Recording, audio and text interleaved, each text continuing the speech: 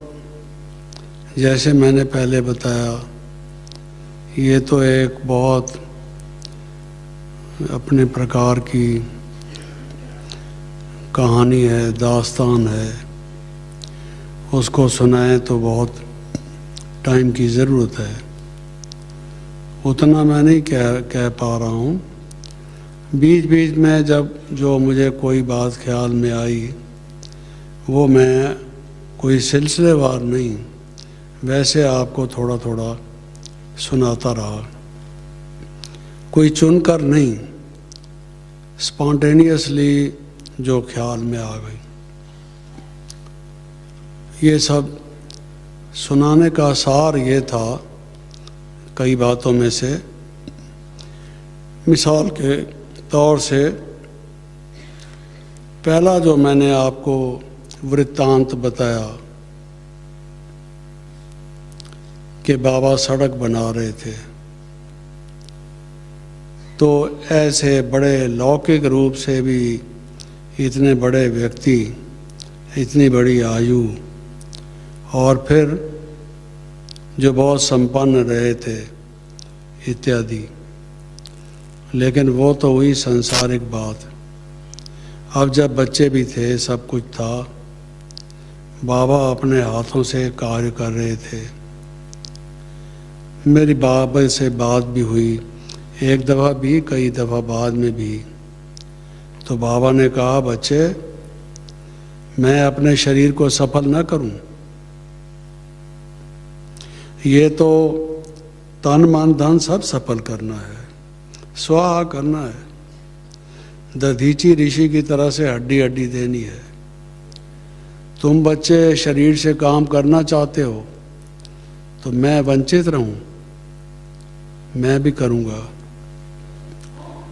ये जो लकड़ी का जीना आता है, मूवेबल लेडर, लाठी का बना हुआ, उस पर चढ़कर कई दफ़ा हमने बाबा को कील लगाते हुए देखा। अकेले हथौड़ी और कील लेकर ठोक रहे हैं, कनात शमाना बना रहे हैं। कुछ बच्चे आने वाले हैं, जगह है नहीं रहने की, उनके लिए वो बना रहे हैं। लेकिन माफ़ कीजिए, आज मैं देखता हूँ सेंटरों पर संपन्न बहने भाई या दूसरे जो धनाढ्य हैं या और किसी तरह वाले सेवा करते होंगे, चुनी हुई सेवा करते हैं, जिसको हड रोखी कहते हैं, हड्डी हड्डी देने वाली सेवा, वो नहीं देखने में आती।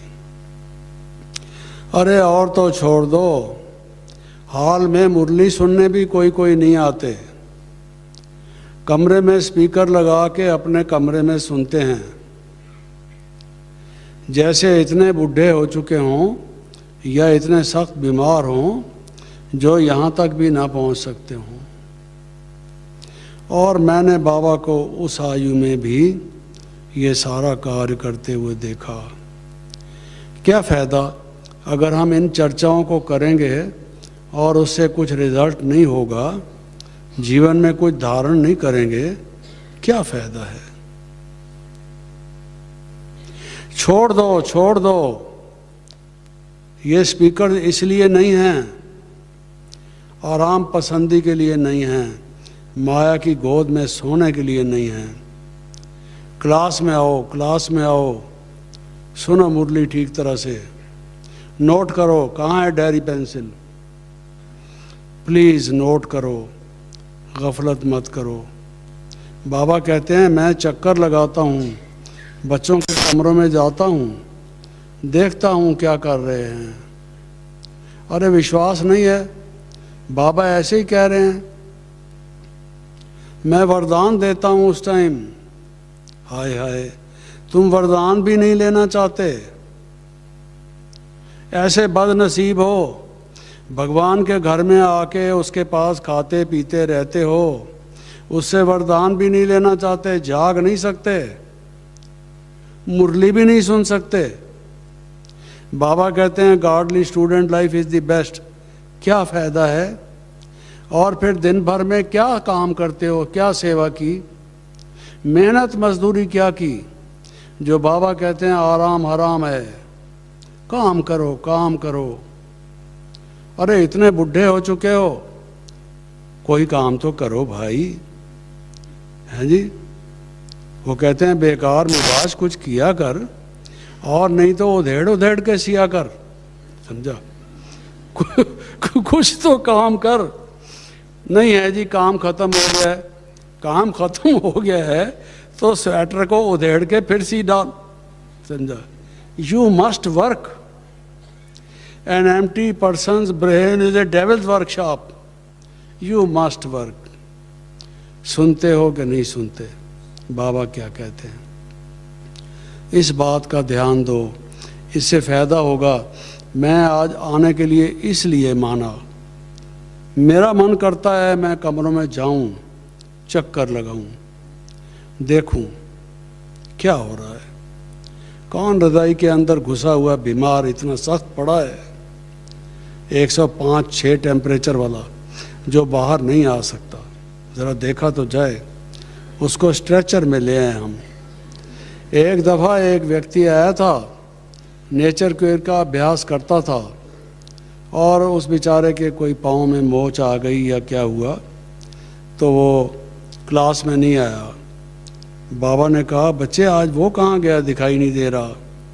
तो उसके साथ जो आए थे वो बोले बाबा उसके पाँव में मोच आ गई है, वो अपने कमरे में है।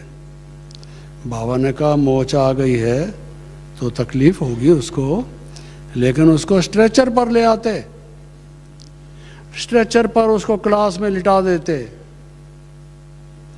ये फैमिली इंस्टीट्यूशन है, बाबा मना नहीं करता, ज्ञान सुनो। शिव बाबा परम धाम से आता है, परम धाम से, उसकी डिसरेस्पेक्ट करते हो, इंसल्ट करते हो।